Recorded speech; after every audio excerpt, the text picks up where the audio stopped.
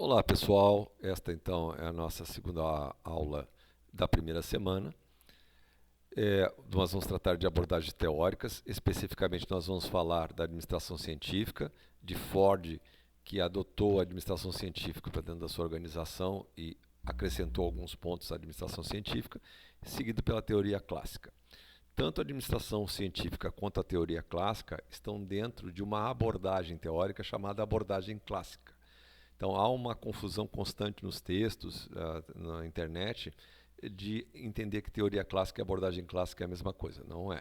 A teoria clássica está dentro da abordagem clássica junto com a administração científica. É só a título de curiosidade. Bom, as abordagens teóricas são diversas, cada uma delas tem uma ênfase em alguma coisa, nós vamos aprender, mas só para vocês saberem, nós temos ênfase nas tarefas, que é o caso da primeira, ênfase na estrutura, que é o caso da segunda, a teoria que nós vamos aprender hoje, ênfase nas pessoas, que é da próxima semana, ênfase no ambiente e ênfase na tecnologia. Vocês com calma vão entender cada uma delas. E essas datas que estão aqui, não considerem isso de forma rígida, tá, pessoal? À medida que os estudos foram sendo publicados, isso foi sendo incorporado pela civilização. Entendo, não existia internet naquela época. As coisas não surgiam um dia na Europa e no dia seguinte aportavam no resto do mundo. A forma de compartilhar conhecimento era muito mais demorada do que é hoje. Todas as teorias que a gente vai apresentar para vocês são válidas até hoje. Em geral, elas surgiram como uma resposta a problemas que existiam nas empresas. Isso significa que elas foram estudadas em casos reais e aplicadas de forma a melhorar a produtividade, a eficiência das empresas e, mais adiante, a eficácia também. A indústria automobilística até hoje, por exemplo, usa conceitos da administração científica, que é método, tarefa, administração de tempo, com teoria do comportamento organizacional, porque eles entendem a importância de envolver o ser humano no processo produtivo para não ter defeitos lá para frente. A primeira teoria, então, que a gente vai estudar é a administração científica, que o seu principal teórico era o Taylor. A ênfase dele na tarefa significa que ele se preocupava muito com redução dos tempos de execução, na racionalização do trabalho e na divisão do trabalho. O que ele queria, por isso se chama administração científica, aplicar uma metodologia na análise e solução de problemas de uma organização, sempre pensando da parte produtiva para a gestão. Então era de baixo para cima. O que ele propôs? Primeiro, fazer um estudo dos tempos e movimentos, entender onde havia perdas, tentar entender como é que o ser humano ficava fatigado, como fazer para esse trabalho ser dividido na menor tarefa possível para evitar a fatiga, e quanto mais especializado for esse trabalhador, mais rápido ele iria produzir. Então aqui vamos fazer uma breve pausa para entender o que é especialização nessa teoria. Especialização não pode ser confundida com médico especialista em oncologia, ou engenheiro especialista em cálculo, ou professor especialista em matemática. Especialista significa que aquela pessoa de uma grande tarefa vai fazer apenas um pequeno pedacinho. Vamos supor que você esteja produzindo um hambúrguer. Você vai apenas colocar o pão na chapa. Um outro irá colocar o hambúrguer na chapa. Um terceiro irá pegar aquele hambúrguer na chapa e colocar em cima do pão. Um quarto irá pegar aquele pão, uma outra fatia de pão e colocar sobre isso tudo. É o que acontece exatamente nas fast foods que existem por aí. Cada um faz um pequeno pedacinho. E por que isso é importante? Porque, para o Taylor, quanto mais vezes você fizesse uma determinada atividade, mais rápido você entregaria essa atividade. E menos remunerado eu precisaria te fazer. Por quê? Porque como você tem apenas um pequeno conhecimentozinho, eu não vou usar a tua inteligência, eu vou usar a tua mão de obra. E quanto menos inteligência eu precisar usar, menos gasto eu vou ter, menos caro fica esse profissional. E outra ideia importante dele é o conceito de homo econômicos, que também foi utilizado na teoria seguinte, teoria clássica. O homem trabalha porque tem remuneração, porque tem dinheiro e ele depende do dinheiro para viver. Ele não trabalha porque não entende, não percebe satisfação no trabalho. Ele não vê sentido nem significado. E esta era a visão da época e é assim que foi utilizada. As condições ambientais do trabalho também eram importantes para Taylor. Padronização de métodos e máquinas, e aqui vai uma outra coisa importante histórica. As empresas antigamente faziam que os funcionários trouxessem suas próprias ferramentas. Eles não davam. E o Taylor percebeu que isso era um erro, porque se eu tenho a ferramenta certa para fazer determinada atividade, menos tempo de atividade vai ser feita. Então eu consigo gerar um produto ou um serviço mais rapidamente com a ferramenta correta. E o exemplo que ele usou para testar isso foi a carregar minério de ferro. Existia uma grande pá enorme que os operários usavam para carregar minério de ferro, que eles traziam de casa, que era a mesma pá que eles tiravam neve. Essa pá, ela aguenta uma grande carga. O problema é que o ser humano que carrega essa pá não aguenta. Então é melhor eu ter uma pá pequena que suporte o suficiente de peso para que aquele operário consiga jogar aquele minério de ferro para dentro de um vagão, do que uma pá enorme que ele vai fazer um esforço monumental e vai ficar exausto no final do dia. Pensando nisso, ele também criou o conceito de 8 horas de trabalho por dia, era 15, e quando ele vendeu o conceito de 8 horas para as empresas foram à loucura, dizendo que as empresas iam quebrar. E ele mostrou, com indicadores, de que era possível produzir muito mais, desde que aquele operário fosse treinado para fazer apenas uma pequena atividade, ele iria se tornar especialista e trabalharia 8 horas, sendo que a cada 50 minutos dessa hora ele deveria parar de trabalhar e descansar por 10 minutos. Qual era o objetivo? Que o sujeito pudesse produzir a mesma coisa na segunda, na terça, na quarta, na quinta e na sexta. Isso permitiria que a empresa planejasse o processo produtivo, soubesse o quanto no final de uma semana ela era capaz de produzir. O que acontecia antes? O sujeito trabalhava 15 horas por dia, 12. Na segunda ele chegava inteiro, na terça ele já ficava cansado, na quarta ele já estava exausto e produzia infinitamente menos na quarta, na quinta e na sexta. Desse jeito eu consegui ter um funcionário treinado, pago mais do que antes, só que eu precisava de menos funcionários. Então houve uma redução expressiva no número de funcionários que trabalhavam na empresa, porque esses funcionários trabalhavam 4 vezes mais do que trabalhavam antes. Poxa, Sérgio, e o que acontecia com os outros que não conseguiam? Morriam de fome. Não era a preocupação dessa teoria resolver o problema da raça humana. O problema deles era resolver o problema das empresas, né? Uma outra coisa que esse teórico lançou foi a necessidade de supervisão funcional.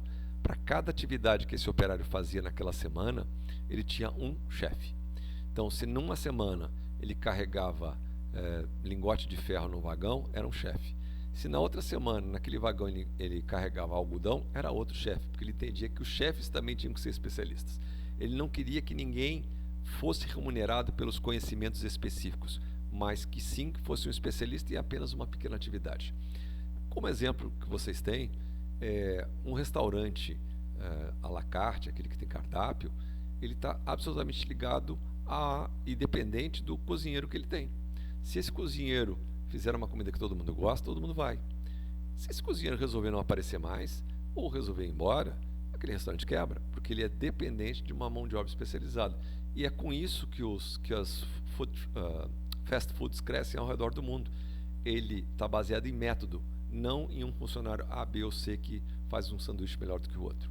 O sanduíche é sempre preparado da mesma maneira no Brasil, na Alemanha e no Canadá, porque tem um padrão. A pessoa não pensa na hora que executa, ele simplesmente executa.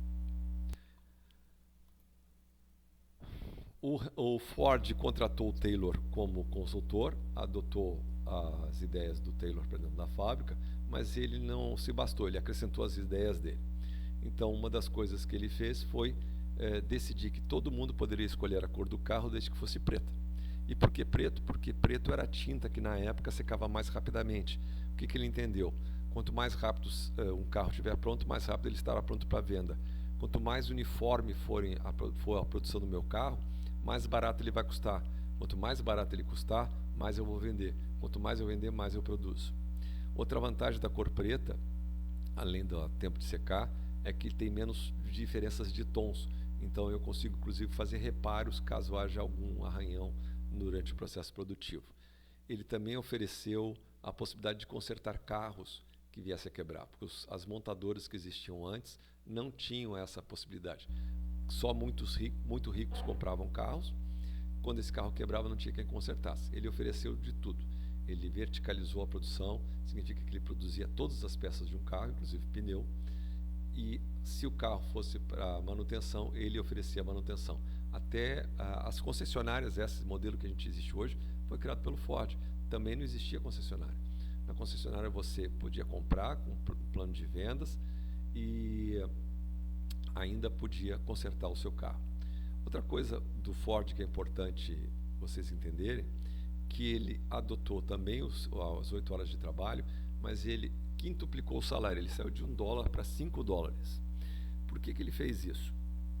Porque ele não estava preocupado com o bem-estar do trabalhador. Ele queria aumentar o número de pessoas que pudessem consumir o carro que eles produziam. Então, no final de um determinado tempo, aquele operário da linha de montagem era capaz de ter juntado dinheiro suficiente para comprar um automóvel da Ford, que significa mais carro vendido. A preocupação dele com isso era tanta que ele também tinha assistentes sociais que visitavam a casa dos seus operários para verificar se essa pessoa não estava gastando o dinheiro que ele ganhava de salário em bebida. E ele estimulava a esposa e os filhos a vigiarem para que essa pessoa não gastasse o salário em bebida. Então não tem, de novo, não tem preocupação com o ser humano nessa história, o negócio é ganhar, tá? E essa é a lógica da produção em massa. Se eu reduzo o custo de fabricação, eu consigo reduzir o preço de venda. Se eu reduzo o preço de venda, eu aumento o volume de vendas. Se eu aumento o volume de vendas, eu aumento o volume de produção. Se eu aumento o volume de produção, eu aumento a produtividade e assim indefinidamente. Uma outra curiosidade do Ford é a inspiração da onde veio a linha de montagem. A linha de montagem basicamente é uma esteira em que o chassi passa na frente do operário, o operário não se movimenta e ele vai acrescentando peças. Então acrescenta a roda, acrescenta o pneu, acrescenta o chassi, acrescenta o motor, o outro acrescenta o volante. Cada um só acrescenta a mesma coisa todos os dias. Quem acrescenta a roda faz isso 8 horas por dia, 7 dias por semana, ou 30 dias por mês, ou o número de dias que for trabalhar. A linha de montagem foi inspirada quando ele foi visitar um frigorífico. Ele reparou que as peças de boi entravam, os traseiros entravam, e aquele sujeito que tirava a alcatra sempre só tirava a alcatra. O outro que tirava o contrafilé só tirava o contrafilé. O outro que tirava o filé mignon só tirava o filé mignon. O outro que tirava o chão de dentro só tirava o chão de dentro.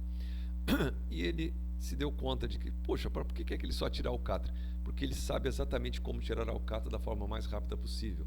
A mesma coisa com todos os demais, com as demais peças de carne. Quem tirava a alcatra na semana seguinte não tirava o contrafilé, ele continuava só tirando a alcatra. Ele é um especialista em tirar a alcatra. Ele não precisa pensar, ele faz aquilo mecanicamente. Tá, Sérgio, e aí? E aí que ele disse, e se eu fizesse o processo inverso? Botasse o chassi rolando numa esteira e as pessoas fossem colocando sempre a mesma peça todos os dias naquele chassi. Eu ia preparar esse carro de forma muito mais rápida. Inteligente, né? O resultado prático do Fordismo é que não se queria que as pessoas pensassem, reduzindo o mínimo possível o movimento das pessoas para que elas executassem sempre a mesma coisa. Se você trabalhasse numa firma que faz pasta de dente, você talvez fosse o responsável por colocar a tampinha na pasta de dente todos os dias, 8 horas por dia. Que loucura, né? No momento que a gente tem um ser humano que só faz a mesma coisa sempre, ele passou a ser entendido ou compreendido como um componente daquela máquina. Ele trabalhava em conjunto com a linha de montagem e, para quem já viu o filme Tempos Modernos do Charlie Chaplin, é exatamente aquilo. Ele todo dia fechava com 2 chaves as porcas até que um dia enlouqueceu.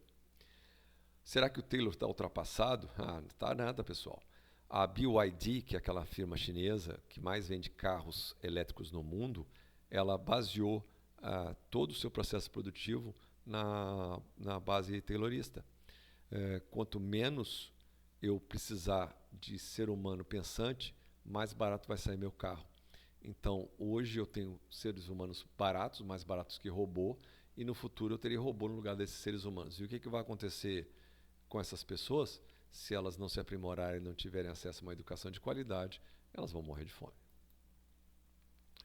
Uma rede de frangos nos Estados Unidos, a Campero, fez a mesma coisa. Ela repensou os processos produtivos, diminuiu o número de funcionários e diminuiu o número de passos que esses funcionários davam para poder entregar um hambúrguer o mais rápido possível, com menor custo.